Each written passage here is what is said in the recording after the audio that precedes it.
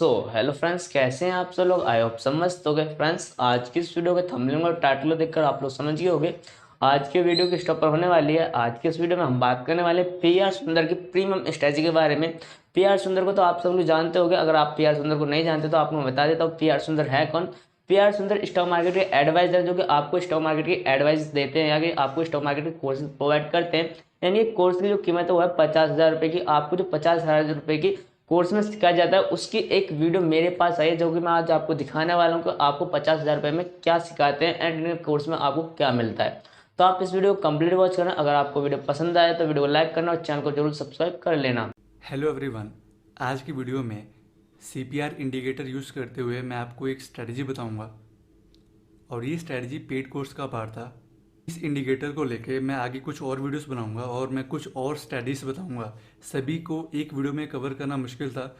इस इंडिकेटर का यूज़ आप इंट्राडे लेवल पे निफ्टी और बैंक निफ्टी में तो कर ही सकते हो। आगे मैं आपको इस इंडिकेटर का यूज़ करते हुए मैं आपको स्ट्रेटजी भी बताऊंगा जहां पर आप निफ्टी और बैंक निफ्टी के साथ आप स्टॉक्स में भी इसको यूज़ कर पाओगे और उसकी एक्यूरेसी काफ़ी अच्छी रहेगी। और आपको पता है कि ऐसी वीडियोस बनाने पर यूट्यूब कभी भी कॉपीराइट स्ट्राइक मार सकता है, तो ये चैनल कभी भी बंद हो सकता है। तो आप मेरे से अगर जुड़े रहना चाहते हैं और आपको आगे फ्यूचर में पेड कोर्सेज पर वीडियो चाहिए तो आप मेरे टेलीग्राम चैनल से जुड़ सकते हैं। उसका लिंक मैं वीडियो के डिस्क्रिप्शन में डाल दूंगा। अब मैं डायरेक्ट स्ट्रेटजी पे चलता हूँ। अब डायरेक्ट स्ट्रेटजी पे चलते हैं। सीपीआर सीपीआर का फुल फॉर्म है सेंट्रल पिवट पॉइंट।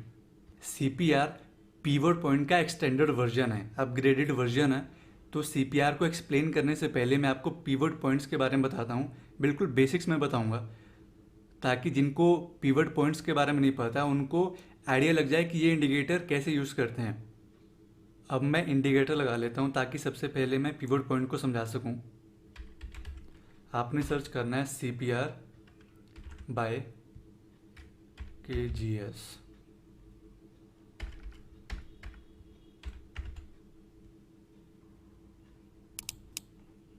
ये इंडिकेटर लगाने के बाद आपको लग रहा होगा कि ये थोड़ा कुछ कॉम्प्लिकेटेड है। बिल्कुल भी नहीं है। आपको एक बार बस उसको ध्यान से देखने की ज़रूरत है।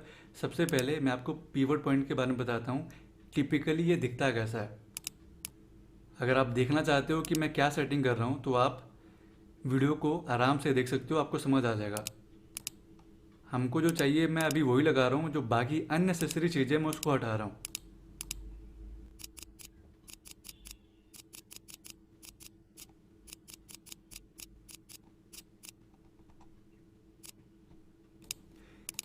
ये कुछ ऐसा दिखता है पिवट पॉइंट, बिल्कुल सिंपल में। अब यहाँ पर आप देख सकते हो कि ऊपर 3 ग्रीन लाइन है और नीचे 3 रेड लाइन है और सेंटर में एक ब्लू लाइन है। ये जो सेंटर में लाइन है इसको बोलते हैं पिवट पॉइंट। और ये जो पहला वाला ग्रीन लाइन है इसको बोलते हैं R1, ऊपर वाली लाइन को बोलते हैं R2 और इसको बोलते हैं R3। ये नेम से कंफ्यूज मत होना, मैं सिंपली बताता हूँ। R1 का मतलब होता है रेजिस्टेंस 1, R2 का मतलब रेजिस्टेंस 2 और R3 का रेजिस्टेंस 3। और ऐसे ही पीवोट का जो नीचे वाला लाइन है इसको बोलते हैं S1, S2, S3। S1 का मतलब सपोर्ट 1, S2 का मतलब सपोर्ट 2 और S3 का मतलब सपोर्ट 3। आई थिंक आपको समझ आ गया होगा कि जो पीवट पॉइंट के ऊपर वाला लाइन है, ये जो रेजिस्टेंस मैं नाम ले रहा हूँ इसका मतलब है कि ये इंडिकेटर ऑटोमेटिकली हमें रेजिस्टेंस निकाल के दे रहा है और ये जो नीचे वाला लाइन है ये ऑटोमेटिकली सपोर्ट निकाल के दे रहा है। अब मैं आपको बेसिक्स में बताता हूँ कि जो पीवट पॉइंट के ऊपर अगर प्राइस रहता है तो हम उसको बुलिश मानते हैं और पीवट पॉइंट के अगर नीचे प्राइस रहता है तो हम बेरिश मानते हैं। और ये जो R1 है ये पहला रेजिस्टेंस होता है कि मान लेते हैं अगर प्राइस इस लेवल से अगर ऊपर जा रहा है, यहाँ पर हमारा पहला रेजिस्टेंस होता है कि इधर से शायद प्राइस रिवर्स कर जाए और इन केस प्राइस इस लेवल को ब्रेक कर देता है तो अगला जो रेजिस्टेंस होता है ये लेवल होता है कि इधर से माइट भी प्राइस नीचे आ जाए। अगर ये लेवल ही ब्रेक हो जाता है तो अगला जो टारगेट होता है ये R3 होता है और यहाँ पर चांसेस होते हैं कि प्राइस इधर से रिवर्स कर जाए। तो आप इस लाइंस को आप टारगेट की तरह भी ले सकते हो और एक रिवर्सल एरिया की तरह भी देख सकते हो कि यहाँ पर प्राइस एक रिवर्स कर सकता है। और ऐसे ही अगर नीचे की बात करूँ, मान लेते हैं कि प्राइस पिवट पॉइंट के नीचे ऐसे जा रहा है तो हमारा जो पहला टारगेट होता है वो सपोर्ट 1 होता है और हम उम्मीद करते हैं कि शायद प्राइस इधर से बाउंस कर जाए। बट इन केस नहीं करता है और नीचे आ जाता है तो हम इधर से फिर से शॉर्ट करते हैं और टारगेट होता है ये लेवल। और इधर से रिवर्स होने का एक चांस रहता है। और इन केस प्राइस इधर भी सपोर्ट नहीं लेता और ये लेवल ब्रेक कर देता है तो अगला टारगेट होता है S3। और यहाँ पर ज़्यादा चांस होता है कि इधर से प्राइस बाउंस करे। तो ये जो लाइन से एक सपोर्ट और रेजिस्टेंस की तरह काम करती है, प्लस टारगेट भी आपको बताती हैं। यहाँ पर मैं आपको बेसिक्स में बता रहा हूँ कि पिवट पॉइंट्स होते क्या हैं। ये जो मैं आपको डिटेल में बता रहा हूँ इतना आपको ध्यान देने की ज़रूरत नहीं है, ये जस्ट मैंने बेसिक में बता दिया ताकि आपको एक आइडिया रहे ये इंडिकेटर करता क्या है। अब मैं आपको CPR इंडिकेटर के बारे में बताता हूँ। तो यहाँ पर हमने R1 2 3 S1 2 3 और यहाँ पर 4 तक होता है, बट मैंने उसको नहीं लगाया, ज़रूरत नहीं थी। अब मैं आपको बताता हूँ कि CPR के बारे में। अब यहाँ पर सिर्फ एक लाइन है, इसको बोलते हैं पिवोट। अब यहाँ पर एक डेली BC है और ये एक डेली TC है। जो पिवट पॉइंट है इसको मैं कलर चेंज कर देता हूँ और इसको मैं लाइन में कर देता हूँ। बाय द वे, आपको अगर ये डॉट वाले लाइंस अच्छे नहीं लग रहे तो आप इनको चेंज कर सकते हो जैसा भी आप चाहो। इधर मैंने लाइन कर दी है। अब यहाँ पर जो सेंटर वाला लाइन है इसको बोलते हैं पिवट पॉइंट। ये जो ऊपर वाला लाइन है इसको हम बोलते हैं टॉप सेंट्रल पिवट और ये जो नीचे वाला लाइन है इसको हम बोलते हैं बॉटम सेंट्रल पिवट। अगर आप जानना चाहते हो कि इसका फॉर्मूला क्या है तो मैं आपको बता देता हूँ। ये इसका फॉर्मूला है। ये जो पहला वाला लाइन है ये पिवोट का फॉर्मूला है और ये जो नीचे वाले हैं S1 S2 और ये वाला जो है R1 और R2 का है। और ये जो दो लाइंस हैं ये है टॉप सेंट्रल पिवोट का और ये जो नीचे वाला है बॉटम सेंट्रल पिवोट का फॉर्मूला है। अब मैं आपको दिखाता हूँ कि एक्चुअल में CPR दिखेगा कैसे। इधर हम R1 R2 वापस लाते हैं, R2 रहने देता हूँ ताकि और सिंपल दिखे। अभी S1 लगाता हूँ। यहाँ पर जो रेड वाला लाइन है ये है S1 और ये जो ग्रीन वाला लाइन है ये है R1। R मतलब रेजिस्टेंस, S मतलब सपोर्ट। ये जो टॉप सेंट्रल पिवोट लाइन है ये R1 और पिवोट के बीच में आता है और ये जो नीचे बॉटम सेंट्रल पिवोट जो लाइन है ये S1 और पिवोट पॉइंट के बीच में आता है। अब मैं आपको बताता हूँ कि इस इंडिकेटर का यूज़ करके आप कैसे पता लगा सकते हो कि निफ्टी के अंदर बड़ा मूव आ सकता है या नहीं आ सकता आज के दिन। इवन कि आप कल का भी कहीं ना कहीं आइडिया लगा सकते हो। यहाँ पर आप इन 3 लाइनों पर फोकस करना। ये CPR की लाइन है, इन पे आप फोकस करना। अब यहाँ पर ना 2 टाइप के आपको CPR देखने को मिलेंगे। एक जो जिनका रेंज जो है वो थोड़ा वाइड रहता है और जो दूसरा रहता है वो थोड़ा सा नैरो रहता है। अगर आप कंपेयर करोगे तो ये जो कल का CPR है ये थोड़ा सा नैरो है और आज के दिन का थोड़ा सा वाइड है। अगर निफ्टी या बैंक निफ्टी के अंदर जो रेंज रहता है CPR का बहुत ही नैरो रहता है तो उस दिन मार्केट के अंदर बड़ा मूव आ सकता है, ट्रेंडिंग डे हो सकता है या फिर वोलेटिलिटी रहने वाली है। बट इन केस अगर CPR का जो रेंज है बहुत वाइड रहता है तो आपको मूव देखने को नहीं मिलेगा। मैं आपको एग्जांपल दिखाता हूँ। अब यहाँ पर आप देख सकते हो कि जो CPR का लाइन है बहुत ही नैरो है। ऐसा लग रहा है कि इधर सिर्फ एक ही लाइन है, बट ऐसा नहीं है। मैं थोड़ा सा इसको दिखाने की कोशिश करता हूँ। अब यहाँ पर आप देख सकते हो कि यहाँ पर 3 लाइन है। यहाँ पर जो CPR है बहुत ही नैरो है और इतना नैरो है कि अगर हम ऐसे देखते हैं ये हमें दिख तक नहीं रहा है। यहाँ पर आप देख सकते हो कि जो S1 का लेवल है इधर से मार्केट ने सपोर्ट लिया है और इधर से बाउंस किया है और नैरो इतना रेंज है कि मार्केट में मूव इतना आया नहीं है। बट जो नेक्स्ट डे है गैप अप होता है और 275 पॉइंट का हमें मूव देखने को मिलता है एक साइड से। अभी यहाँ पर आप सोच रहे होगे कि यहाँ पर R1 R2 जो है हमें उस टाइम उनका क्या करना है। अभी उसको इग्नोर करो। यहाँ पर जो मैं बात बोल रहा हूँ उस पर सिर्फ फोकस करो कि अगर नैरो रेंज है तो उस दिन मार्केट में वोलेटिलिटी या फिर एक ट्रेंडिंग मूव रहेगा। बट इन केस अगर उस दिन मार्केट में मूव नहीं आता है तो नेक्स्ट डे हमें मूव देखने को मिलेगा और इसकी एक्यूरेसी 90% है कि आपको मूव देखने को मिलेगा ही मिलेगा। और जब वाइड रेंज रहता है तो हमें मूव देखने को नहीं मिलता है और इसका एग्जांपल आप यहाँ पर देख सकते हो। और यहाँ पर अगेन एक नैरो रेंज है, आप इधर क्लियरली मूव देख सकते हो। यहाँ पर आपका आई थिंक बहुत कॉमन सा सवाल होगा कि ये एक नैरो रेंज है और ये भी थोड़ा बहुत नैरो रेंज है बट ये थोड़ा सा ज़्यादा वाइड है। तो हम किसको कंसिडर करें कि नैरो है और कौन सा वाइड है। अगर ये नैरो है तो ये वाइड होना चाहिए अगर हम कंपेयर करें, और इन दोनों को कंपेयर करें तो ये ज़्यादा वाइड है। एक्चुअली इसका कुछ फिक्स रूल नहीं है। यहाँ पर आपको अपने एक्सपीरियंस के बेस पे इसको जज करना पड़ेगा, और जितना ज़्यादा आप इसको प्रैक्टिस करोगे उतना ज़्यादा आपका इस पे पकड़ बनेगा। अब ये हो गया निफ्टी और बैंक निफ्टी के लिए। अब मैं आपको स्ट्रैटेजी बताता हूँ कि आप कैसे इसको ट्रेड कर सकते हो। बट एक चीज़ क्लियर कर देता हूँ, मैंने आपको बताया था कि आने वाले टाइम में मैं सीपीआर को एक्सप्लेन और करूँगा, मतलब कि और भी स्टडीज बताऊँगा। अब यहाँ पर इतनी सारी आप चीज़ें देख रहे हो, इतना आपको लगाने की ज़रूरत नहीं है। जितना मैंने आपको बताया है ना, R1 R2 R3 तक जाने की ज़रूरत ही नहीं है। S1 S2 R1 R2 और ये जो सीपीआर के ऊपर वाले तीनों लाइन है, आपने बस इस पे फोकस करना है। अभी मैं R1 R2 और S1 S2 नहीं लगा रहा हूँ, ताकि थोड़ा सा क्लियर दिखे और आपको अच्छे से समझ आए। अब मैं आपको स्ट्रेटजी बताता हूँ जो कि स्टोक के अंदर भी इम्प्लीमेंट हो जाएगा और उसकी एक्यूरेसी काफ़ी हाई रहेगी। सबसे पहले हमने ब्राउज़र ओपन कर लेना है और इधर टाइप करना है chartinc.com। मैं आपको स्कैनर बताने जा रहा हूँ। इसके लिए आपको प्रीमियम इसका सब्सक्रिप्शन लेना ज़रूरी नहीं है, हालांकि मैंने ले रखा है। बट इस स्ट्रैटेजी के लिए आपको प्रीमियम का सब्सक्रिप्शन लेना ज़रूरी नहीं है। आपने क्या करना है, स्कैनर्स पे आना है और इधर सर्च करना है फ्रेश ऑल टाइम हाई, और यहाँ पर आपने पहले पर ही क्लिक करना है। और यहाँ पर आप देख सकते हो कि आपको दो स्टॉक मिल गए हैं। पहला है महिंद्रा एंड महिंद्रा, तो मैं आपको दिखाता हूँ महिंद्रा एंड महिंद्रा।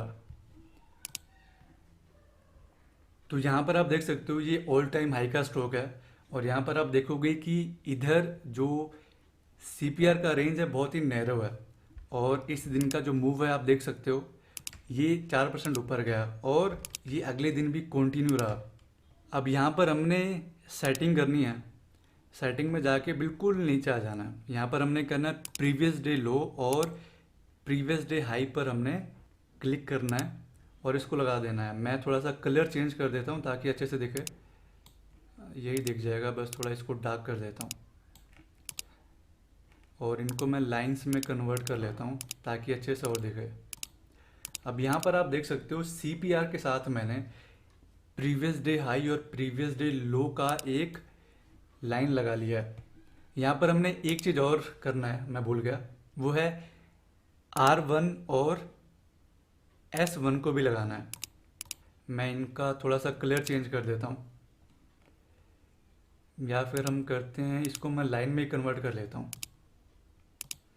और इसका कलर कर देता हूँ मैं ब्लैक।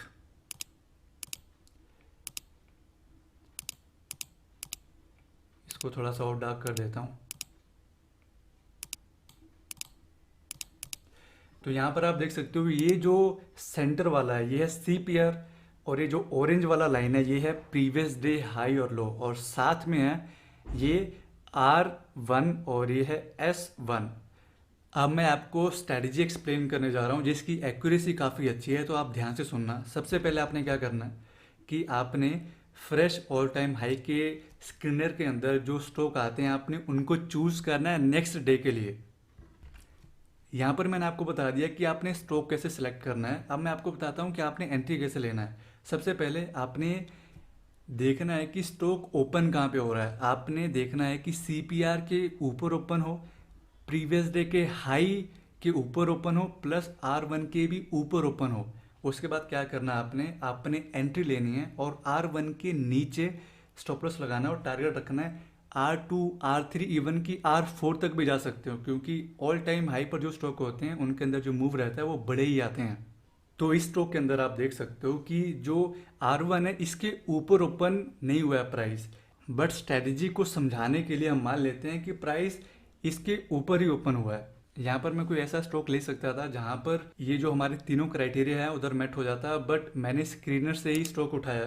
तो आप समझो कि इन तीनों क्राइटेरिया पर स्टॉक खरा उतरता है, मतलब प्राइस इन तीनों क्राइटेरिया के ऊपर ही ओपन होता है।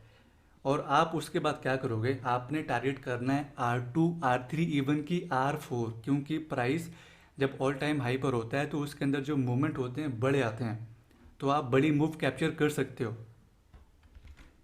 तो यहाँ पर मैं R2 R3 लगाता हूँ, R2 R3। तो यहाँ पर प्राइस R1 के ऊपर जब जाता है, ये सिर्फ R2 R2 और R3 के बीच में ही रह जाता है, ये R3 को टच नहीं कर पाता है। तो आपने साथ साथ में जो प्रॉफिट है वो बुक करते जाना है हर रेजिस्टेंस पे। अगर आप नहीं करना चाहते हो और आपको इंट्यूशन है कि जो पुल बैक है बहुत ही स्मॉल आ रहा है, प्राइस ऊपर जा सकता है, तो आप उसको होल्ड करके रख सकते हो। बट टेक्निकली मैंने आपको बता दिया कि R2, R3, R4 पर आप अपना जो प्रॉफिट है बुक कर सकते हो, क्योंकि वो रेजिस्टेंस एरिया है। यहाँ पर मैंने आपको टारगेट बता दिया, बट मान लेते हैं आपने जो एंट्री ली है वो R1 के ऊपर लिया है, तो आपका जो स्टॉप लॉस होगा वो R1 के नीचे होगा। और ऐसे ही मान लेते हैं कि आपका जो प्राइस है वो R2 के ऊपर चला गया, तो आप अपना स्टॉप लॉस ट्रेल कर सकते हो और R2 के नीचे लेके आ सकते हो। यहाँ पर मैंने आपको बता दिया है कि आपने अप साइड को कैसे प्ले करना है। अब मैं आपको बताता हूँ कि डाउन साइड को आपने कैसे प्ले करना है। सबसे पहले आपने फ्रेश ऑल टाइम हाई वाले स्टॉक नहीं लेने, क्योंकि वो स्टॉक एक स्ट्रॉन्ग स्टॉक है और आप जो स्ट्रॉन्ग स्टॉक है उसको शॉर्ट नहीं करते हो, आप वीक स्टॉक को शॉर्ट करते हो। तो उसके लिए आपको कोई वीक स्टॉक पकड़ना पड़ेगा, जैसे कोई मेजर सपोर्ट ब्रेक कर रहा है, 2 मंथ का लो ब्रेक कर रहा है, 6 मंथ का लो ब्रेक कर रहा है, बेसिकली वीक स्टॉक होना चाहिए। तो उस केस में क्या करोगे आप, सबसे पहले प्राइस CPR के नीचे गैप डाउन होना चाहिए, प्रीवियस डे का जो लो है उसके नीचे होना चाहिए, R1 नहीं, S1 के नीचे गैप डाउन होना चाहिए, उसके बाद आप उसको शॉर्ट करोगे। मैं रिपीट कर रहा हूँ, CPR के नीचे गैप डाउन होना चाहिए, S1 के नीचे और प्रीवियस डे लो के नीचे गैप डाउन होना चाहिए, उसके बाद उसको आप शॉर्ट करोगे। और टारगेट क्या होगा, बहुत ही सिंपल है, S234। यहाँ पर मैं वो लगा दे रहा हूँ। तो यहाँ पर आप देख सकते हो ये जो रेड लाइन है ये है S1 और ये जो है S2 और ये है S3। तो आप टारगेट करोगे S23 और आपका जो स्टॉप लॉस रहेगा, मान लेते हैं आपने इस लेवल से शॉर्ट किया, तो आपका जो स्टॉप लॉस रहेगा वो रहेगा S1 के ऊपर। और जैसे जैसे प्राइस आपके डायरेक्शन में जाता है तो आप स्टॉप लॉस है उसको आप ट्रेल करोगे और हमेशा जो स्टॉप लॉस होगा वो S1 के ऊपर ही होगा। यहाँ पर आप इतनी सारी लाइनें देख के कन्फ्यूज़ हो रहे होगे, मैं आपको बताता हूँ कि मैं टिपिकली इसको कैसे यूज़ करता हूँ।